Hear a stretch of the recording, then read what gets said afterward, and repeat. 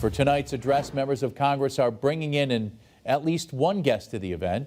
Representative Richard Neal among those bringing a guest. Western Mass News reporter Matt Price joins us in studio with those details. Matt.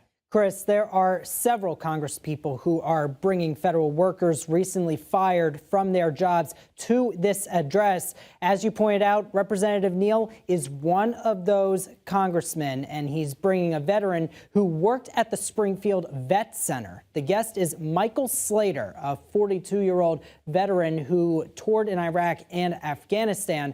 Slater worked as a program support specialist for several months at the Springfield Vet Center under the United States Department of Veterans Affairs. However, just last month, he and other VA employees were fired by email. All of this coming as the Trump administration has fired tens of thousands of federal workers across several departments and agencies during the last few weeks. Slater telling reporters today he is in Washington, D.C. to bring to light what impact those firings have across the VA.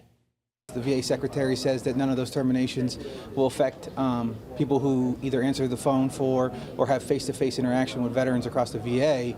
But with my termination, 60 program support assistants across the Vet Center network were terminated in that 2-week period, which is 1/5 of the PSA positions across the Vet Center network in the nation. Slater hopes the president addresses what he calls the indiscriminate firings of these positions and hopes some of them can return. He also hopes the tactic of what he says is taking a chainsaw to the federal government will change and take a more surgical approach. Slater says the VA is already understaffed and that these cuts will hinder the care veterans need. President Trump's address is scheduled for just after 9 o'clock tonight, and it can be seen on the networks of Western Mass News. Reporting live in the studio, Matt Price, Western Mass News.